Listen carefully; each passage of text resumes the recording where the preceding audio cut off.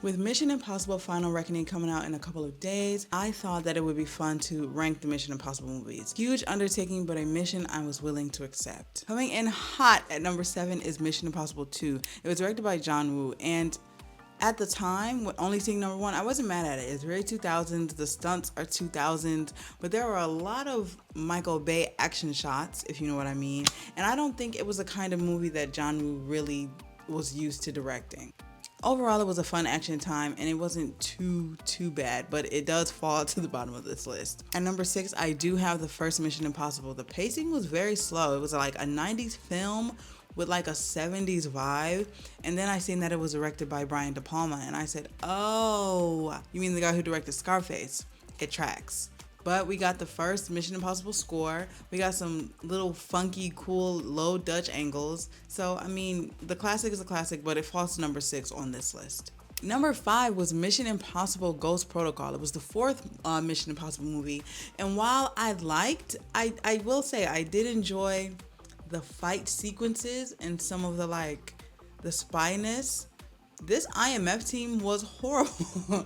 The IMF team, I think that was one where they didn't complete the mission. And I was just like, what do y'all mean y'all didn't complete the mission? Is this the first impossible mission? And surprisingly, it was directed by Brad Bird. Yes, the same Brad Bird who directed Incredibles and Ratatouille.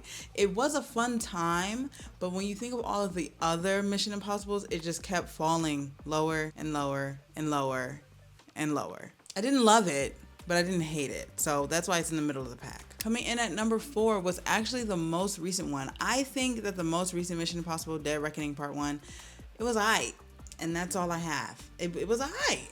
It was long. It was good. But there were better Mission Impossible movies, if I have to say. But it still had the good Mission Impossible feel to it. At number 3, I actually have Mission Impossible Fallout, which was the 6th movie. The thing is, Christopher McQuarrie really is in his bag. He's really in his bag with these later movies. I think he really just directs his ass off in a way that just is so rich. And funnily enough, even though this is Mission Impossible 6, it's the 6th movie, I personally don't get tired of it. It doesn't feel like a caricature of itself, whereas like a Fast and Furious has become a joke of a franchise almost, and it's so far removed from what it was initially. I can't believe that these people were the same people who are racing cars, because they're in space and they're throwing cars and jumping off buildings, and it has turned into Mission Impossible when it should have been about racing. But I digress. Don't get me into my Fast and Furious bag, because I will truly get pissed off. Number 2, which for some reason everybody dislikes this movie, but Mission Impossible 3 was good as fuck. I'm so sorry to all you Mission Impossible 3 haters. It was actually one of the best Mission Impossible movies, specifically because there was a personal element. There were actual personal stakes to the movie. I enjoyed that first action sequence. Everybody keeps shitting on it. I think that Mission Impossible 3 is the reason that Mission Impossible is the way it is now. There were a lot of close-ups. It was so intense. I was holding my breath. I was waiting to see what was going to happen. This entire movie was good. I don't know what y'all talking about. It was directed by J.J. Abrams. He's known for directing the later Star Wars movies and Star Trek. I think he ate. I don't know what y'all be talking about. Mission Impossible 3 is up there. And that leads me to my number 1 spot. Mission Impossible Rogue Nation. It was the 5th movie. I thought the villain was so good. I thought this was the best villain since number 3. Most of the time with Mission Impossible, the missions usually aren't that impossible for Ethan Hunt. You know what I'm saying? That's the thrill of the whole thing. But Rogue Nation, I was like, I don't know, shawty. I don't know if Ethan Hunt can pull it off. I don't know if he can pull it off. It was double crossing, triple crossing. It was such a good action spy movie.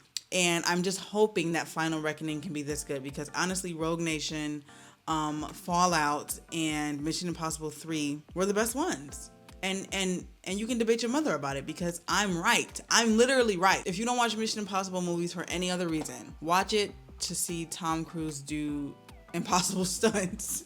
Watch it just for that reason. Honestly, you'll be entertained. He really be hanging off the side of the plane. He really be 10,000 feet in the air.